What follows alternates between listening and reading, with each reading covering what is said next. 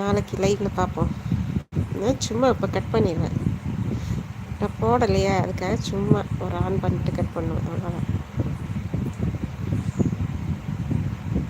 தூக்கம் வரும்போது தூங்கிடணும்.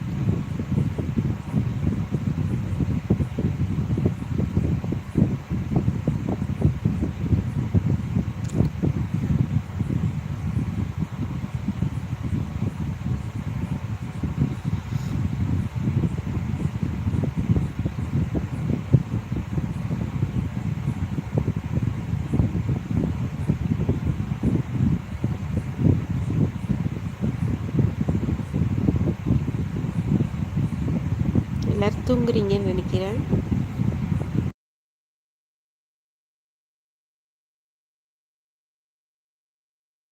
அக்கா என்ன நினைவில்லையே, எனக்கு ஜோதி லக்ஷ்மின்னு நான் அந்த உண்மை சிஸ்டர் நினச்சிட்டு இருந்தேன்.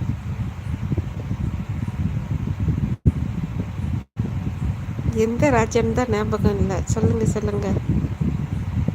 அந்த இதை டிபி மாற்றிவிடேன். ஓகே. உள்ளூர் தம்பியே,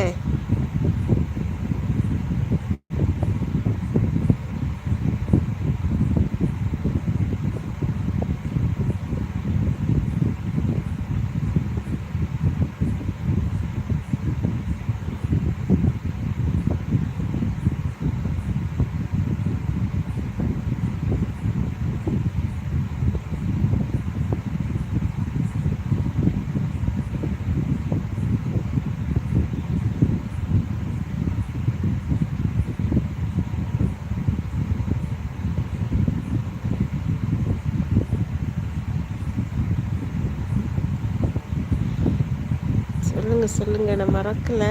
எனக்கு இத்தனை ராஜான்றதுல கன்ஃபியூஸ் ஆகிட்டு கலங்க, வேற ஒன்று கிடையாது.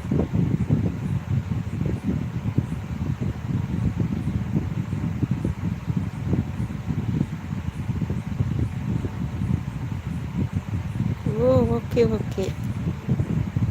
அதனால தான் ஜோதி லக்ஷ்மி சிஸ்டராக நான் கேட்டேன். வால்பாறை. ஓகே.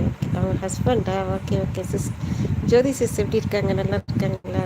சொந்த ஊர் தூத்துக்குடியா? இப்போ தெரியுது. என்னாச்சு ஜோதி லக்ஷ்மி சிஸ்டர் எங்க?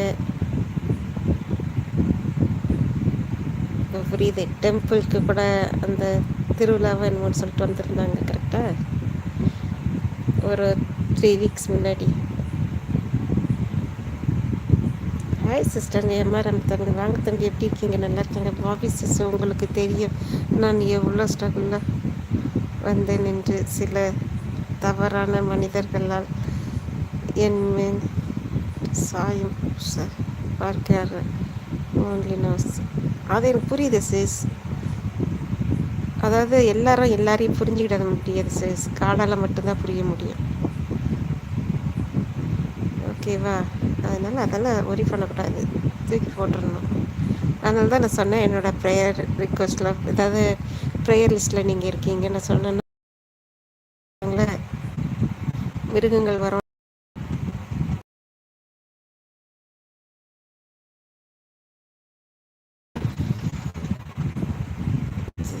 சரி சொல்லுங்க ராஜா தம்பி. எமரம் தம்பி தூங்கிட்டீங்களா? சரி சொல்லுங்க ராஜா தம்பி. எமரம் தம்பி தூங்கிட்டீங்களா?